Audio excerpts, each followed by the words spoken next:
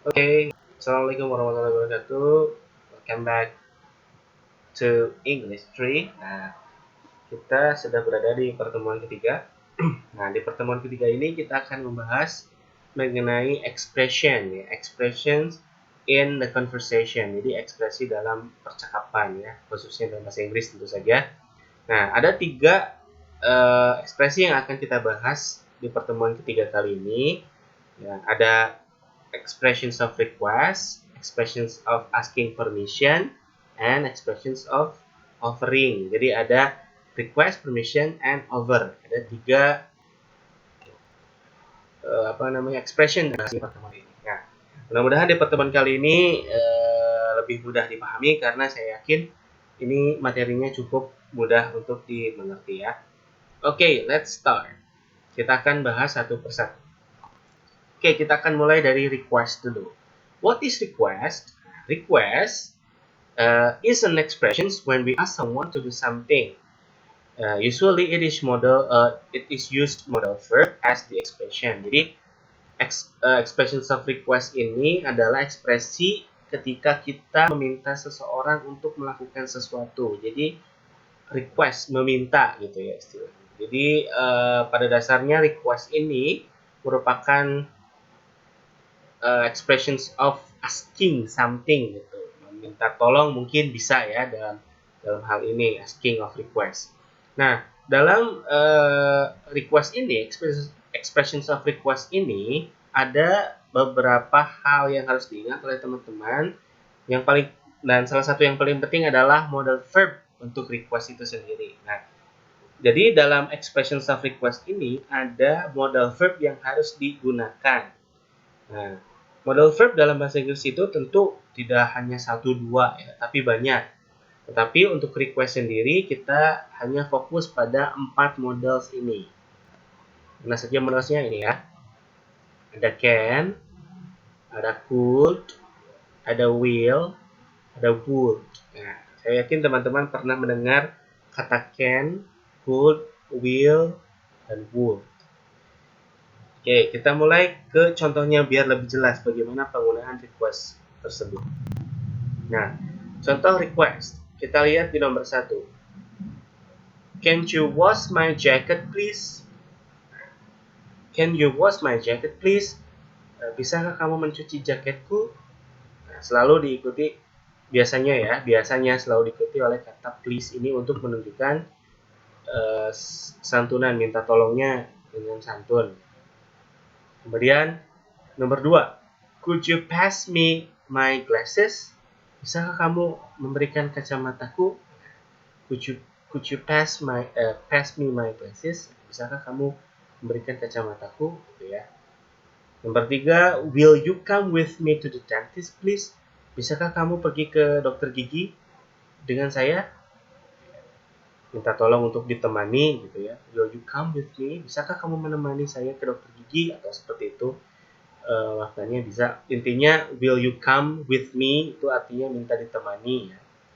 Kemudian yang nomor 4, would you help me with my homework? Bisakah kamu membantuku mengerjakan PR? Misalkan gitu ya, jadi meminta tolong untuk membantunya mengerjakan kerjaan rumah.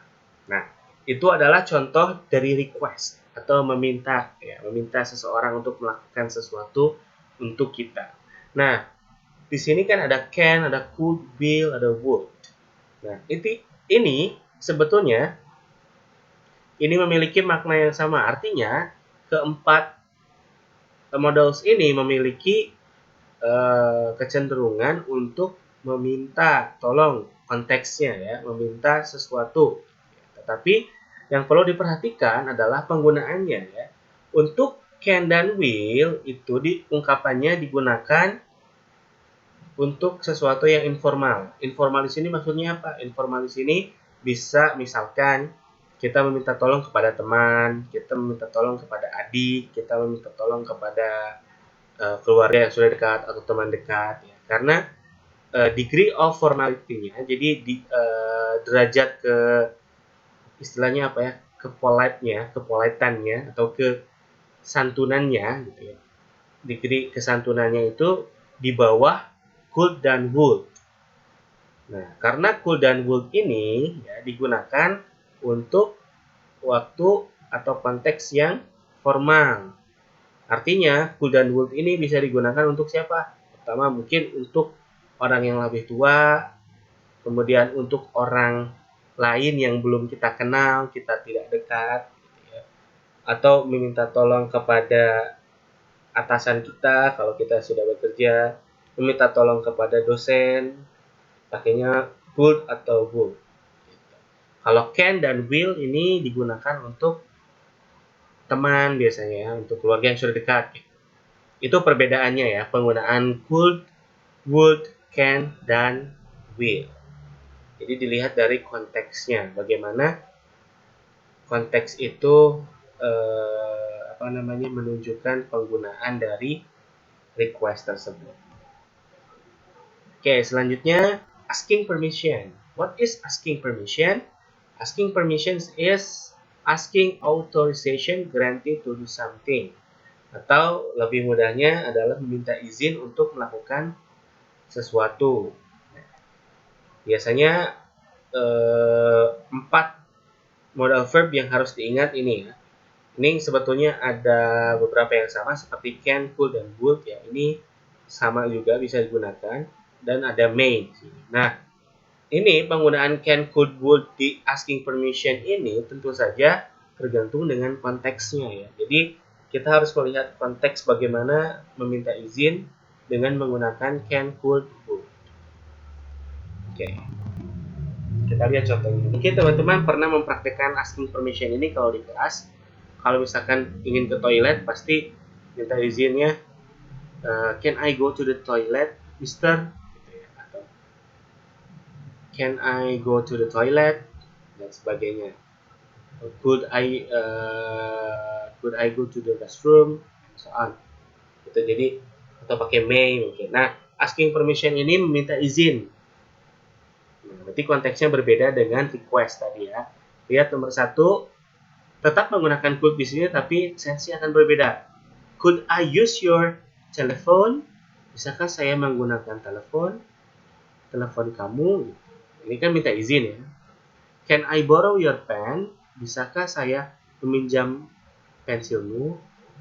May I go to the washroom? Bisakah saya pergi ke toilet? Bisakah saya pergi ke belakang? Would you mind if I borrow your bike? Apakah kamu keberatan jika saya meminjam sepedamu, your bike? Nah, ini kan dari konteksnya saja sudah terlihat bahwa ini adalah meminta izin ya, meskipun dengan modals yang sama, could, can, would, tetapi konteksnya dan sense-nya berbeda ya. Nah, apa yang membedakan? Tentu yang membedakan adalah kata kerjanya ya, kata kerjanya seperti apa begitu ya. Jadi teman-teman harus ingat kalau untuk asking permission request itu tentu dibantu dengan vocabulary atau kosakata ya, kosakata kita terhadap kata kerja yang digunakan.